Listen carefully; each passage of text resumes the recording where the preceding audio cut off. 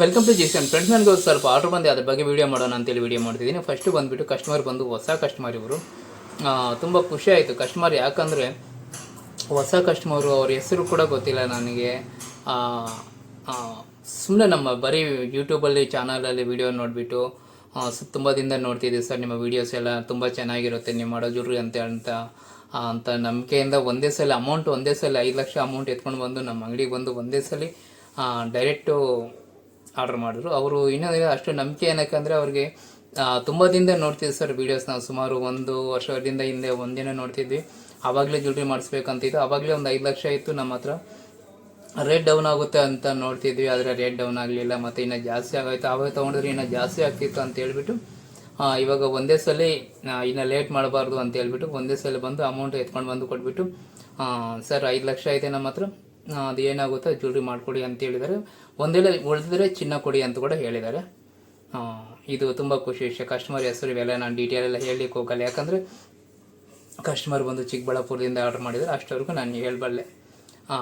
ಚಿಕ್ಕಬಳ್ಳಾಪುರ ಅಂದರೆ ನಮ್ಮೂರಿಂದ ಸುಮಾರು ಅಂದರೆ ಒಂದು 40ರಿಂದ 50 ಕಿಲೋಮೀಟರ್ ಅಷ್ಟು ದೂರ ಆಗುತ್ತೆ ಅಷ್ಟೇ. 50 ಕೂಡ ಆಗಲ್ಲ, 45 ಕಿಲೋಮೀಟ್ರ್ ಆಗುತ್ತೆ.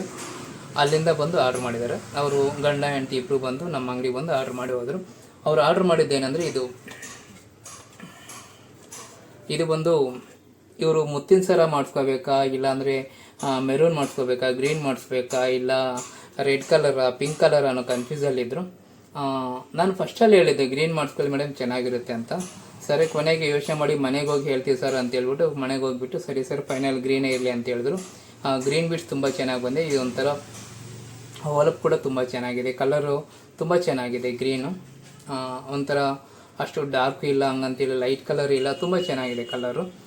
ಇದ್ರ ತೂಕ ಬಂದುಬಿಟ್ಟು 23 ಗ್ರಾಮ್ ಅಷ್ಟಾಗಿದೆ. ಮತ್ತು ಚೋಕರ್ ಬಂದು ನಾನು ಇದನ್ನು ಕಡಿಮೆಗೆ ಮಾಡ್ಬೋದಿತ್ತು, ಆದರೆ ಕಸ್ಟಮರ್ ಹೇಳಿದ್ರು 15 ಗ್ರಾಮ್ ಆದರೂ ಪರವಾಗಿಲ್ಲ ಸರ್, ಸ್ಟ್ರಾಂಗ್ ಆಗಿರಲಿ. ಯಾಕಂದರೆ ಲಾಸ್ಟ್ ಟೈಮು ನಮ್ಮ ಮನೆ ಹತ್ರ ಒಬ್ರು ಮಾಡಿಸ್ಕೊಂಡು ಹಾಕ್ಕೊಂಡೇ ಇಲ್ಲ, ಅಷ್ಟರಲ್ಲೇ ಕಟ್ಟಾಯಿತು, ಆ ಥರ ಇತ್ತು. ಅದು ರೆಡಿಮೇಡ್ ತೊಗೊಂಡ್ರೆ ಹಂಗೆ ಆಗೋದು. ನಾನು ಹೇಳೋದೆ ರೆಡಿಮೇಡಲ್ಲಿ ಎಷ್ಟಾಗುತ್ತೋ ಅಷ್ಟು ಕಡಿಮೆಗೆ ಮಾಡಿರ್ತಾರೆ. ಆದರೆ ಮಾಡುವಾಗ ನಾವು ಏನು ಮಾಡ್ತೀವಿ ಅಂದರೆ ಕೆಲಸಗಾರರಿಗೆ ಹೇಳಿರ್ತೀವಿ ಎಲ್ಲೆಲ್ಲಿ ಚಿನ್ನ ಇಡಬೇಕು ಅಲ್ಲಿ ಇಡಿ, ಸ್ವಲ್ಪ ಬರೀ ತೂಕದ ಬಗ್ಗೆನೇ ನೋಡಬೇಡಿ, ಲೈವ್ ಐಟಮ್ ಬಾಲ್ಕೆ ಬರೋ ಥರ ನೋಡಿ, ಫಿನಿಶಿಂಗ್ ಚೆನ್ನಾಗಿ ಬರೋ ಥರ ನೋಡಿ ಅಂತ ನಾವು ಅದನ್ನು ನೋಡ್ತೀವಿ. ಅಷ್ಟೇ ಡಿಫ್ರೆನ್ಸ್ ಇರುತ್ತೆ. ನೀವು ಅಂಗಡಿಯಲ್ಲಿ ರೆಡಿ ಹೋಗಿ ತೊಗೊಳ್ಳೋದಕ್ಕೂ ಆರ್ಡ್ರ್ ಕೊಟ್ಟು ಮಾಡಿಸೋದು ಡಿಫ್ರೆನ್ಸ್ ಅದು ತುಂಬ ಇರುತ್ತೆ. ಅದು ಮತ್ತು ಇದು ಕಸ್ಟಮರು ಡಿಸೈನ್ ಸೆಲೆಕ್ಟ್ ಮಾಡಿದ್ದು ಪೆಂಡೆಂಟ್ ಮಾಡಿದರು. ಅವ್ರು ಏನಿಲ್ಲ, ಬಂದು ಪಿಂಟ್ರೆಸ್ಟಲ್ಲಿ ನೋಡಿಬಿಟ್ಟು ಡಿಸೈನ್ ಸೆಲೆಕ್ಟ್ ಮಾಡಿದ್ರು ಅಷ್ಟೇ. ಅಂಗಡಿಯಲ್ಲಿ ಸ್ಟಾಕ್ ಏನಿರಲ್ಲ ಗೊತ್ತು ಅವ್ರಿಗೆ. ಅಲ್ಲ 1 ಅವರ್ ಟೈಮ್ ಕೊಟ್ಟು ಜ್ಯುವೆಲ್ರಿ ಎಲ್ಲ ಸೆಲೆಕ್ಟ್ ಮಾಡಿಬಿಟ್ಟು ಇದು ಇರಲಿ ಸರ್, ಇದು ಇರಲಿ ಸರ್ ಅಂತ ಹೇಳ್ಬಿಟ್ಟು ಹೋದರು. ಮತ್ತು ಒಂದು ಸಿಂಗಲ್ ಬ್ಯಾಂಗಲ್ ಅಂತ ಹೇಳಿದ್ದಾರೆ. ಇದು ಹುಕ್ಕು ನೆಸಿಟಿ ಇರಲಿಲ್ಲ, ಆದರೆ ಇದೊಂದು ಹೇಳಿದ್ರು. ಇದೊಂದು ನನ್ನ ಮಾತು ಕೇಳಲಿಲ್ಲ ಕಸ್ಟಮರ್, ಹುಕ್ಕು ಬೇಡ ಮೇಡಮ್ ಅಂತ ಹೇಳಿದೆ. ಆದರೂ ಕೂಡ ಇಲ್ಲಿ ಸರ್ ಅದು ಬೇಕು, ನಮ್ಗೆ ಅದೇ ಥರ ಬೇಕು ಅಂತ ಹೇಳಿದ್ರು. ಇದೊಂದು ಮಾಡಿಕೊಟ್ಟಿದ್ದೀನಿ. ಬ್ಯಾಂಗಲ್ ತೂಕ ಬಂದು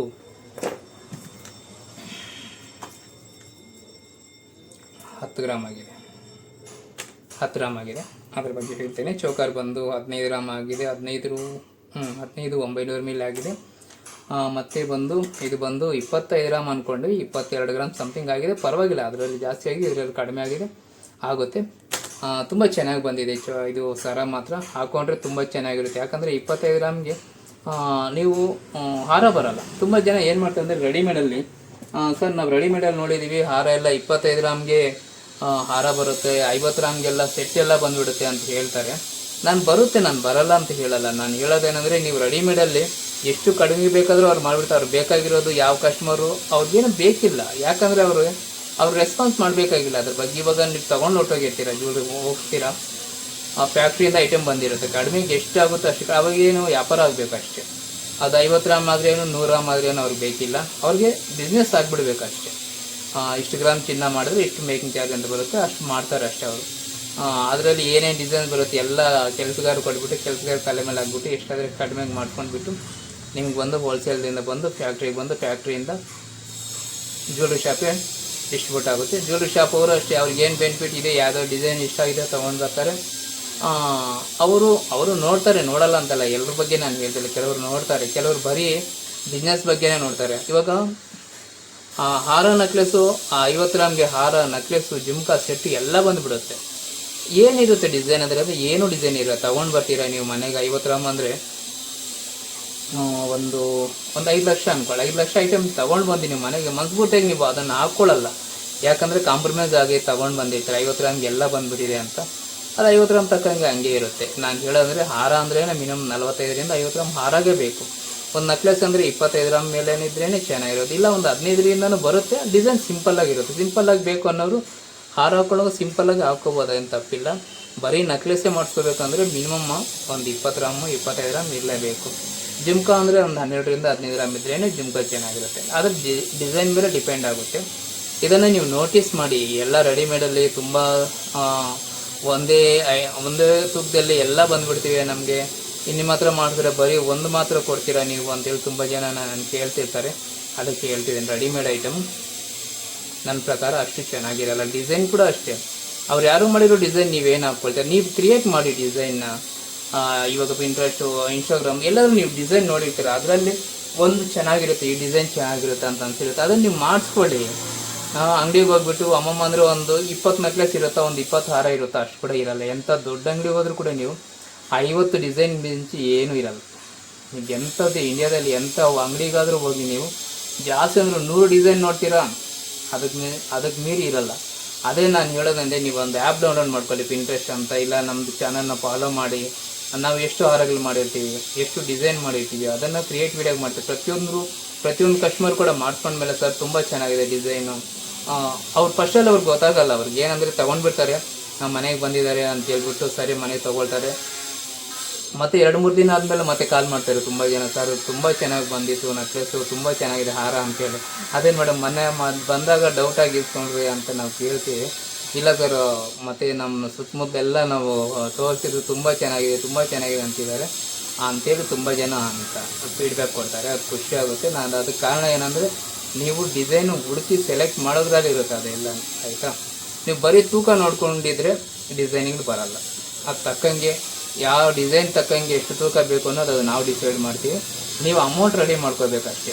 ಅದಕ್ಕೆ ಮಾತ್ರ ನೀವು ರೆಡಿಯಾಗಿರಬೇಕು. ಯಾಕಂದರೆ ಇವಾಗ ಈ ಕಸ್ಟಮರು 5 ಲಕ್ಷ ಕೊಟ್ಬಿಟ್ಟು ನಮ್ಗೇನು ಬರುತ್ತೋ ಅದು ಮಾಡಿ, ನಮ್ಗೆ ಇದೇ ಬೇಕು ಅದೇ ಬೇಕು ಅಂತ ಏನಿಲ್ಲ.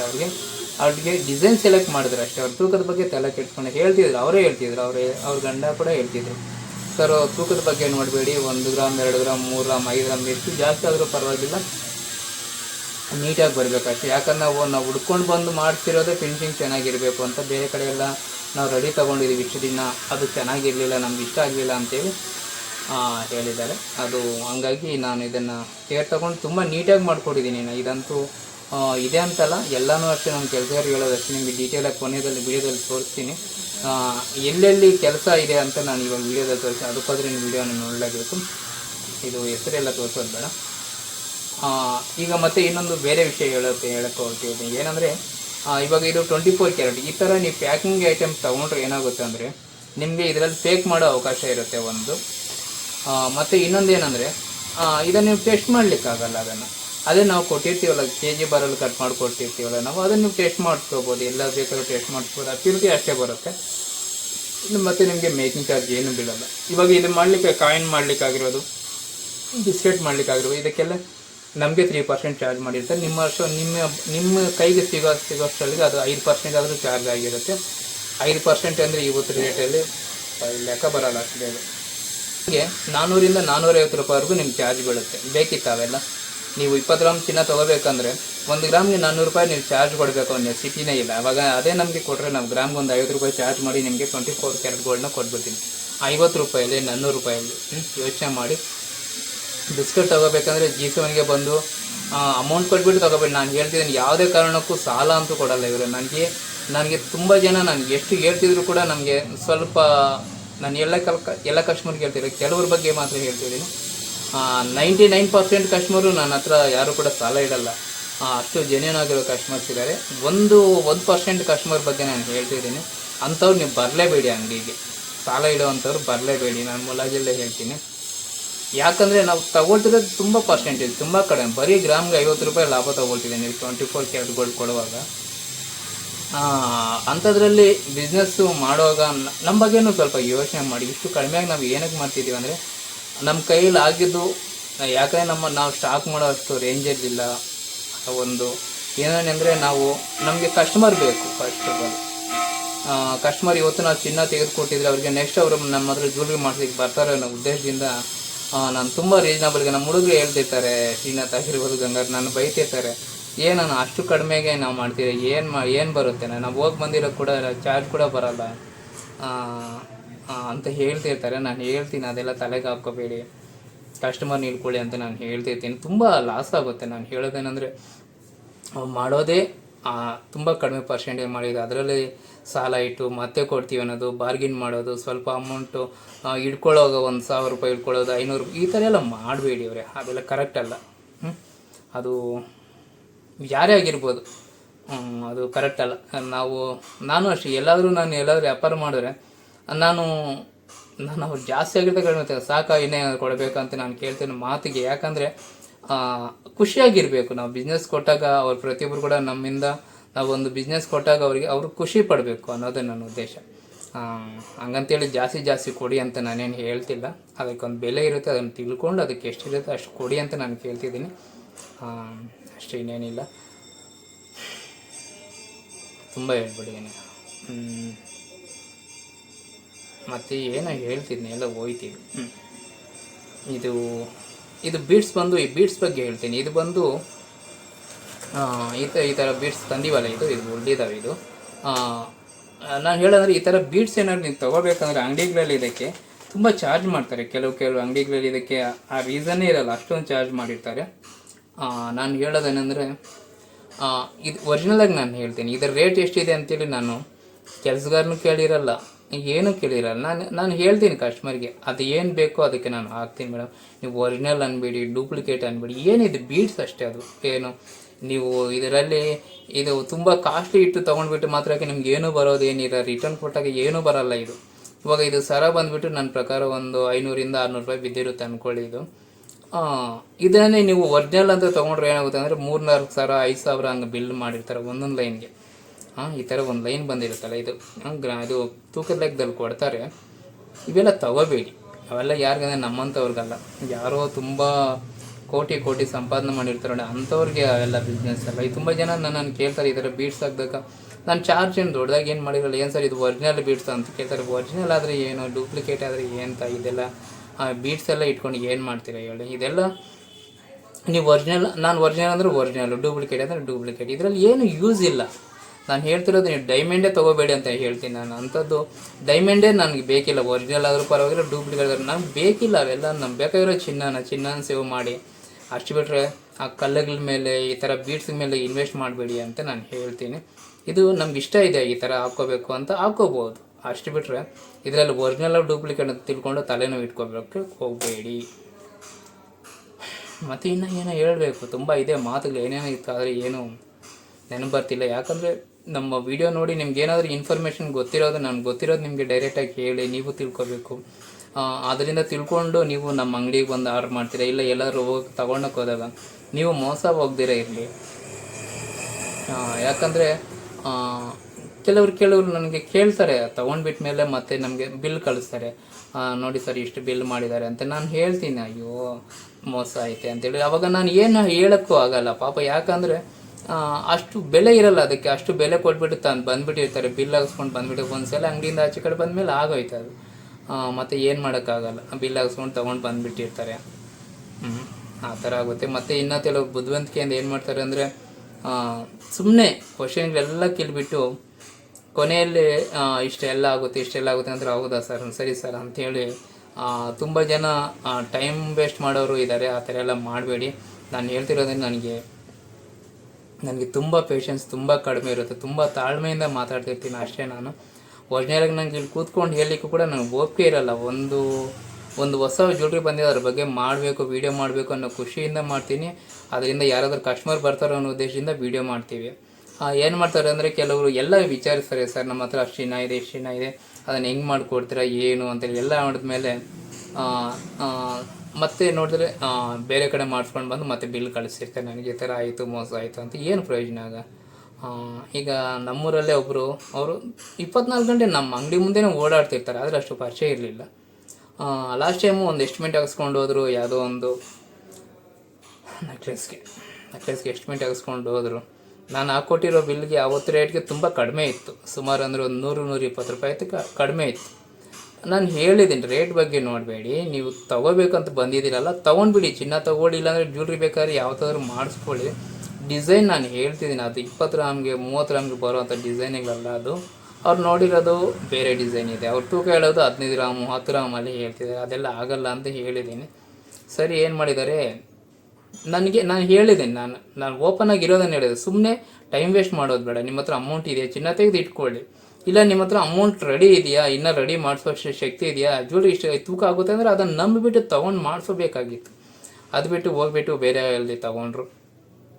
ಹಾಕಿದ್ದಾರೆ 14ರಿಂದ 18% ಚಾರ್ಜ್ ಮಾಡಿದ್ದಾರೆ.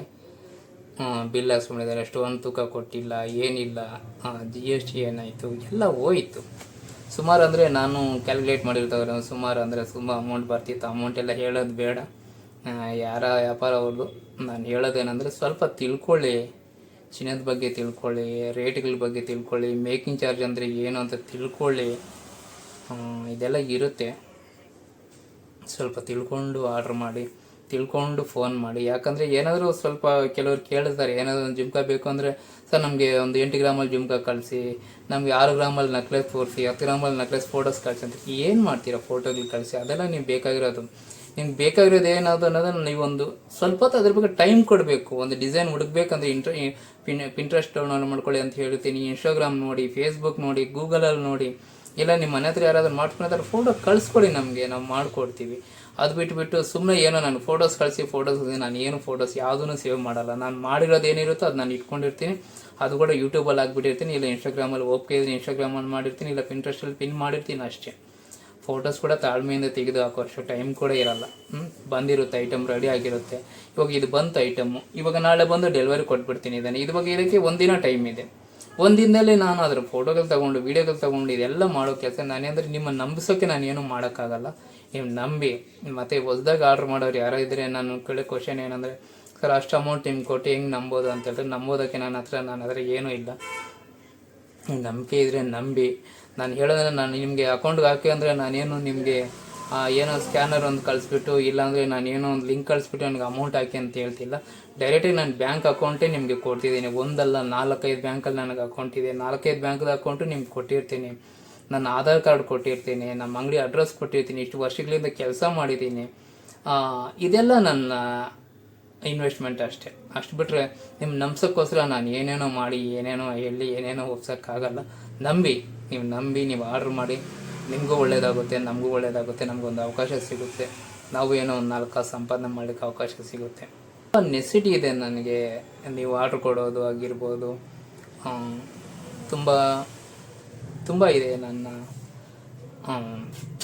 ಏನಾಗಿರ್ಬೋದು, ನನಗೆ ನೆಸಿಟಿ ಇದೆ, ನನಗೆ ಅವಕಾಶ ಇದೆ. ನಾನು ಕಷ್ಟ ಬೀಳ್ತೀನಿ. ನನಗೆ ಕಷ್ಟ ಬಿದ್ದು ನನಗೆ ಸಂಪಾದನೆ ಮಾಡೋಕ್ಕೆ ನನಗೆ ಅವಕಾಶ ಕೊಡಿ. ಮತ್ತು ನಮ್ಮ ಅಂಗಡಿ ಕೇರ್ಪುರದಲ್ಲಿ ಒಂದಿದೆ, ಚಿಂತಾಮಣಿಯಲ್ಲಿ ಒಂದಿದೆ. ಅಷ್ಟಲ್ಲದೆ ನಾನೊಬ್ಬನೇ ನನ್ನೊಬ್ಬನೇ ನಂಬರೇ ನಿಮ್ಗೆ ಕೊಡ್ತಿಲ್ಲ. ನನ್ನ ಕೆಲಸ ಮಾಡೋರ ಹತ್ರ 3 ನಂಬರು ನಿಮ್ಗೆ ಕೊಟ್ಟಿರ್ತೀನಿ. ಏನೇ ಆದರೂ ಕೂಡ ಅವ್ರು ನಿಮ್ಗೆ ಸಮಾಧಾನ ಹೇಳ್ತಾರೆ. ನಿಮ್ಮ ದುಡ್ಡು ಎಲ್ಲೂ ಹೋಗಲ್ಲ. ₹1 ಕೂಡ ನಿಮ್ಮ ದುಡ್ಡು ನಾನು ಇಟ್ಕೊಳ್ಳಲ್ಲ, ಆಯಿತಾ. ಇಷ್ಟು ವರ್ಷದಲ್ಲಿ ಬಿಸ್ನೆಸ್ ಮಾಡಿರುವಾಗ ನಾನು ಮೋಸ ಹೋಗಿ ನಾನು ಕಳ್ಕೊಂಡಿದ್ದೀನಿ ಹೊರತು ಯಾವ ಕಸ್ಟಮರು ಕೂಡ ನಾನು ಏನು ಮೋಸ ಮಾಡಿಲ್ಲ. ನನ್ನ ಅನುಭವದಲ್ಲಿ ನನಗೆ ಗೊತ್ತಿರೋ ಪ್ರಕಾರ ನಾನು ಯಾರಿಗೂ ನಾನು ಮೋಸ ಮಾಡಿಲ್ಲ. ನನಗೆ ಆ ಯೋಚನೆ ಇಲ್ಲ. ನಾನು ಇಲ್ಲಿಂದ ಖಾಲಿ ಮಾಡಿ ಹೋಗುವಾಗ ₹1 ಕೂಡ ಸಾಲ ಇರಬಾರ್ದು ಅನ್ನೋದು ನನ್ನ ಉದ್ದೇಶ. ಜ್ಯುವೆಲ್ರಿ ಮಾಡಿಕೊಟ್ಬಿಡ್ತೀನಿ, ಆಯಿತಾ. ಮತ್ತು ತುಂಬ ಜನ ಚಿನ್ನ 24 ಕ್ಯಾರೆಟ್ಗಳು ತಗೊಳ್ಳೋವಾಗ ಈ ಥರ ಬಿಸ್ಕೆಟ್ಗಳು, ಕಾಯಿನ್ಗಳು ಕೇಳ್ತಿದ್ದಾರೆ. ಅದರ ಬಗ್ಗೆ ನೀವು ತಿಳ್ಕೊಳ್ಳಿವ್ರೆ. ನಿಮಗೆ ಈ ಥರ ಕಾಯಿನ್ಗಳು, ಬಿಸ್ಕೆಟ್ಗಳು ತೊಗೊಂಡ್ರೆ ನಿಮಗೆ ತುಂಬ ಚಾರ್ಜ್ ಬೀಳುತ್ತೆ. ಇದು ಮತ್ತೆ ಮೆಲ್ಟ್ ಮಾಡಿಬಿಡೋದೆ. ಇದು ಸರಿ, ಇವಾಗ ನೀವು ಇಷ್ಟು ಚಾರ್ಜ್ ಕೊಟ್ಟು ಈ ಥರ ಶೇಪ್ ಎಲ್ಲ ಮಾಡಿಸ್ಕೊಂಡು ಎಲ್ಲ ಇಟ್ಕೊಂಡ್ರು ಕೂಡ ಮತ್ತೆ ಅದನ್ನು ಮೆಲ್ಟ್ ಮಾಡಿಬಿಡೋದೆ. ಜ್ಯುವೆಲ್ರಿ ಮಾಡಬೇಕಂದ್ರೆ ಯಾರು ಕೂಡ ಅದನ್ನು ಇಟ್ಕೊಂಡು ಏನೂ ಮಾಡಿಲ್ಲ, ಶೋ ಅಷ್ಟೇ ಅದು, ಆಯಿತಾ. ನಿಮ್ಗೆ ಬೇಕಿದ್ರೆ kg ಬರಲ್ಲ, ನಾನು ಕಟ್ ಮಾಡಿಕೊಡ್ತೀನಿ ಚಿನ್ನ, ಅದು ತಗೊಳ್ಳಿ, ಒಳ್ಳೆಯದು. ಏನು ಚಾರ್ಜಸ್ ಬೀಳಲ್ಲ, ಬರೀ ₹50 ಚಾರ್ಜ್. ವಿಡಿಯೋ ತುಂಬ ಆಗೋಯ್ತು, 20 ನಿಮಿಷ ಮಾತಾಡ್ಬಿಟ್ಟಿದ್ದೀನಿ. ಇದರಲ್ಲಿ ಎಷ್ಟು ಎಡಿಟ್ ಆಗುತ್ತೋ ಗೊತ್ತಿಲ್ಲ. ಎಡಿಟ್ ಆಗೋದಾಗಲಿ. ನಾನು ಹೇಳೋದಂದರೆ, ನೀವು ಸ್ವಲ್ಪ ಟೈಮ್ ಕೊಟ್ಟು ಇಷ್ಟೊತ್ತು ನೋಡಿದ್ದೀರಂದರೆ ನಿಮ್ಮ ತಾಳ್ಮೆಗೆ ಧನ್ಯವಾದಗಳು. ಇದ್ರ ಬಗ್ಗೆ ನೀಟಾಗಿ ಹೇಳ್ತೀನಿ, ಕೇಳಿ ನೀವು ಮಾಡಿಸ್ಕೊಳ್ಳಿ. ಏನಾದರೂ ಸುಮ್ಮನೆ ಇನ್ವೆಸ್ಟ್ ಮಾಡೋದು ಏನಾದರೂ ಮೇಲೆ ಮಾಡೋ ಬದಲು ಲೇಡೀಸ್ಗೆ ಹೇಳ್ತಿದ್ದೀನಿ. ತುಂಬ ಜನ ಏನಕ್ಕೂ ಸೀರೆಗಳಿಗೆ ಮತ್ತು ಹಬ್ಬಗಳು ಬಂದಾಗ ಈ ಥರ ಏನಾದರೂ ಸುಮ್ಮನೆ ವೇಸ್ಟ್ ಮಾಡ್ತೀರಾ. ಅದು ಆ ಥರ ಮಾಡ್ದಿರ ಆದಷ್ಟು ಅಮೌಂಟನ್ನ ಸೇವ್ ಮಾಡಿ ನಿಮ್ಮ ಮನೆಯವ್ರಿಗೆ ಹೇಳಿ. ತುಂಬ ಜನ ಏನು ಮಾಡ್ತಾರೆ ಅಂದರೆ ಸೀಕ್ರೆಟಾಗಿ ಎತ್ತಿಡಬೇಕು ಅಂದ್ಕೊಳ್ತೀರಾ, ಆ ಥರ ಎತ್ತಿಡಬೇಡಿ. ನಾನು ಹೇಳೋದಂದರೆ ನೀವು ₹1 ಎತ್ತಿಟ್ಟಿದ್ರು ಕೂಡ ನಿಮ್ಮ ಗಂಡನಿಗೆ ಗೊತ್ತಾಗಬೇಕು, ನಿಮ್ಮ ಮಕ್ಕಳಿಗೆ ಗೊತ್ತಾಗಬೇಕು ನೀವು ಏನು ಮಾಡ್ತಿದ್ದೀರಾ ಅನ್ನೋದು. ಯಾಕಂದರೆ ಕೆಲವ್ರನ್ನ ನಾನು ನೋಡಿದ್ದೀನಿ, ಏನು ಮಾಡ್ತಾರೆ ಅಂದರೆ ಅವ್ರಿಗೆ ಗೊತ್ತಿಲ್ಲದೇ ಮನೆಯಲ್ಲಿ ಗೊತ್ತಿಲ್ಲದೇ ಒಂದು 50,000 ಎತ್ತಿಟ್ಕೊಂಡಿರೋ, ₹1,00,000 ಎತ್ತಿಕೊಂಡು ಅದನ್ನು ಸೀಕ್ರೆಟಾಗಿ ಏನೋ ಮಾಡೋಕ್ಕೆ ಹೋಗೋದು, ಆ ಥರ ಎಲ್ಲ ಮಾಡಬೇಡಿ. ಅದು ತಪ್ಪಾಗುತ್ತೆ. ನೀವು ಹೇಳಿ, ನಿಮ್ಮ ಮನೆಯವ್ರಿಗೆ ಹೇಳಿ, ಈ ಥರ ನಾವು ಚಿನ್ನ ಎತ್ತಿಡೋಣ, ಮುಂದಕ್ಕೆ ಉಪಯೋಗ ಆಗುತ್ತೆ ಅಂತ ಹೇಳಿ ನೀವು ಮಾತಾಡ್ಕೊಳ್ಳಿ. ನಿಮ್ಮ ಮಕ್ಕಳಿಗೆ ಗೊತ್ತಾಗಬೇಕು, ಕಷ್ಟ ಸುಖ ಎಲ್ಲನೂ ಗೊತ್ತಾಗಬೇಕು, ಚೆನ್ನಾಗಿರಬೇಕು. ನಾವು ಎತ್ತಿಡೋದು ಅದೇನೋ ಒಂದು ಗಾದೆ ಇದೆ, ಅದೇನೋ ಎತ್ತಿಟ್ಟಿದ್ದು ನಿನಗೆ ಬಚ್ಚಿಟ್ಟಿದ್ದು ಪರರಿಗೆ ಅಂತ. ನಾವು ಬಚ್ಚಿಟ್ಬಾರ್ದು ಯಾವುದೂ. ಬಚ್ಚಿಟ್ರೆ ಅದು ಬೇರೆಯವ್ರಿಗೆ ಪಾಲಾಗುತ್ತೆ. ನಾವು ಎತ್ತಿಟ್ರೆ ಅದು ನಮ್ಮದಾಗುತ್ತೆ, ನಮಗೆ ಆಗುತ್ತೆ. ಅದು ಹೆಂಗೆ ಅಂದರೆ ಅದು ಹೇಳಿಕಾಗಿ ಇವಾಗ ಅದು ನೀವೇ ಅಂದರೆ ಇವಾಗ ನಾನು ಹೇಳೋದಂದ್ರೆ, ಇವಾಗ ನೀವು ಒಂದು 50,000 ಎತ್ತಿಟ್ಕೊಂಡು ನಿಮ್ಮ ಮನೆಯಲ್ಲಿ ನಿಮ್ಮ ಯಜಮಾನ್ರಿಗೆ ಗೊತ್ತಿರ್ತೇನೆ, ನಮ್ಮ ಮಕ್ಕಳಿಗೆ ಗೊತ್ತಿದೆ, ಎತ್ತಿಟ್ಕೊಂಡಿದ್ದು ಏನಾಗುತ್ತೆ ಅಂದ್ರೆ ನೀವು ಯಾರಾದರೂ ಕೊಟ್ಟಾಗ ಅದನ್ನು ಧೈರ್ಯವಾಗಿ ಇನ್ನೊಬ್ರಿಗೆ ಕೊಡೋಕ್ಕಾಗಲ್ಲ, ಧೈರ್ಯವಾಗಿ ಇನ್ನೊಬ್ರಿಗೆ ನೀವು ಕೊಟ್ಟಿದ್ರು ಕೂಡ ವಾಪಸ್ ಕೇಳೋಕ್ಕಾಗಲ್ಲ. ಅದೇ ನಿಮ್ಮ ಮನೇಲಿ ಎಲ್ರಿಗೂ ಗೊತ್ತಿದ್ದರೆ, ನೀವು ಯಾರಾದರೂ ಕೊಟ್ಟಿದ್ರೆ ಮತ್ತೆ ಗೀಸ್ಕೊಂಡಿದ್ರೆ ಎಷ್ಟು ಚೆನ್ನಾಗಿರುತ್ತೆ ಹೇಳಿದೆ. ಎಲ್ಲರೂ ಕೇಳಿ, ಎಲ್ಲರ ಎದುರುಗಡೆನೂ ಕೇಳ್ಬೋದು, ಗೀಸ್ಕೋಬೋದು. ಅದಕ್ಕೋಸ್ಕರ ನಾನು ಹೇಳ್ತಾನೆ, ಬಚ್ಚಿಟ್ಕೊಂಡು ವ್ಯವಹಾರ ಯಾವುದೂ ಮಾಡೋಕ್ಕೆ ಹೋಗಬೇಡಿ, ಫ್ಯಾಮ್ಲಿಯಲ್ಲಿ ಮಾಡಿ. ವಿಡಿಯೋ ತುಂಬ ಲೆಂತ್ ಆಗೋಯ್ತು.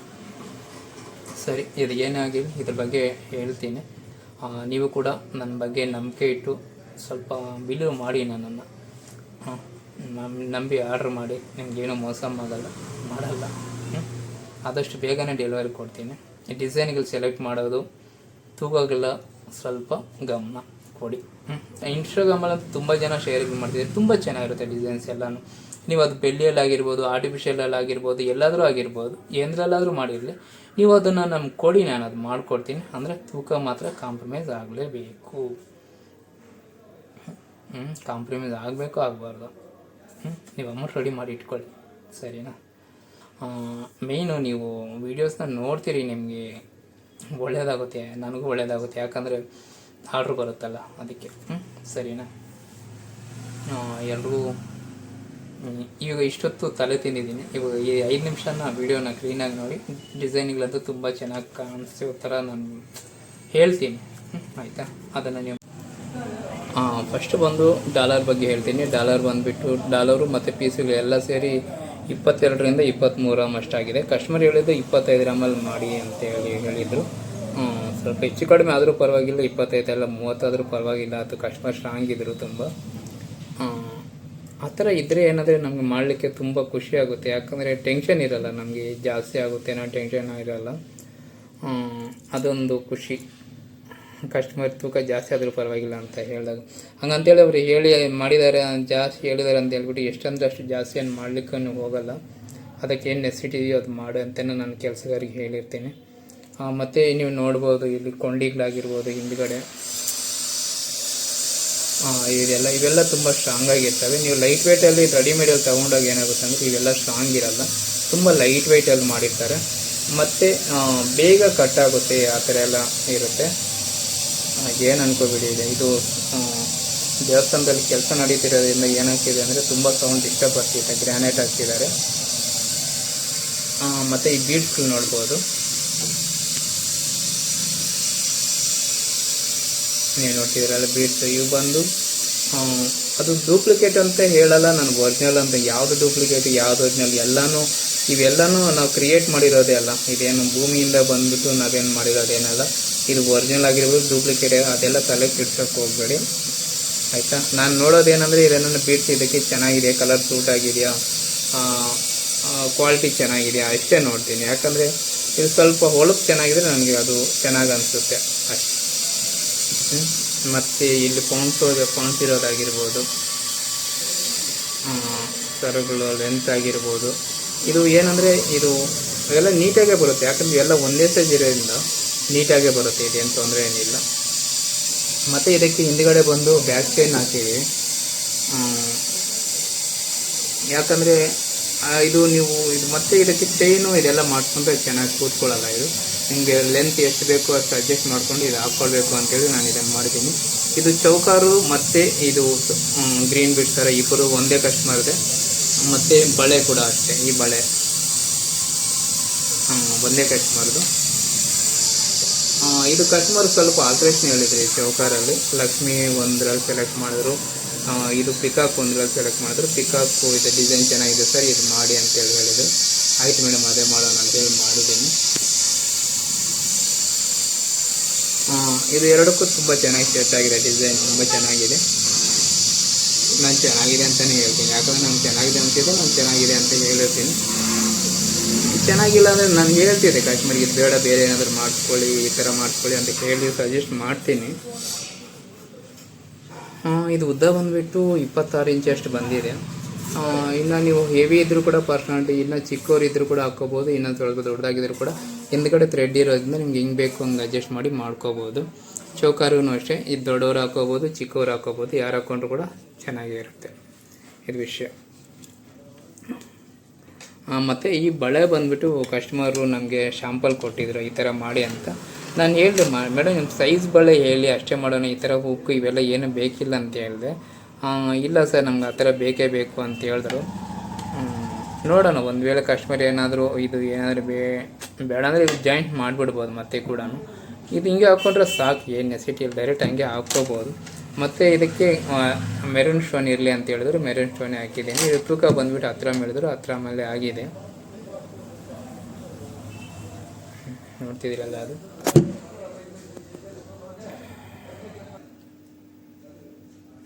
ಮತ್ತು ಈ ಬಿಸ್ಕೆಟ್ ಬಗ್ಗೆ ಹೇಳ್ತೀನಿ, 24 ಕ್ಯಾರೆಟ್ ಗೋಲ್ಡ್ ಬಗ್ಗೆ. ಇದು ಬಂದು 999 ಗೋಲ್ಡ್, 999 ಅಂದರೆ 24 ಕ್ಯಾರೆಟು. ಇದು ಏನಂದರೆ ಈ ಥರ ನೀವು ಕಾಯಿನ್ ರೂಪದಲ್ಲಿ ತೊಗೋಬೇಕು, ಬಿಸ್ಕೆಟ್ ರೂಪದಲ್ಲಿ ತೊಗೋಬೇಕಾದ್ರೆ ನಿಮಗೆ 5% ಚಾರ್ಜ್ ಬೀಳುತ್ತೆ. ಮತ್ತು 5% ಅಂದರೆ ಇವತ್ತಿನ ಡೇಟ್ ಪ್ರಕಾರ ನಿಮಗೆ 450 ರೂಪಾಯಿ ಚಾರ್ಜ್ ಬಿಡ್ತು. ಅದೇ ನೀವು kg ಬರಲ್ಲಿ ನಾವು ಕಟ್ ಮಾಡಿಕೊಟ್ರೆ ಏನಂದರೆ ಬರೀ ಗ್ರಾಮ್ಗೆ ಒಂದು 50 ರೂಪಾಯಿ ಚಾರ್ಜ್ ಮಾಡ್ತೀವಿ. ಮತ್ತು ಈ ಥರ ನಿಮ್ಗೆ ಸರ್ಟಿಫಿಕೇಟ್ ಕಾರ್ಡ್ ಒಂದು ಕೊಡ್ತೀನಿ. ಮತ್ತು ನೀವು ಅದೇನಾದರೂ ಬೇಕಾದ್ರೂ ನೀವು ಮಾಡ್ಕೋಬೋದು. ಅದೊಂದು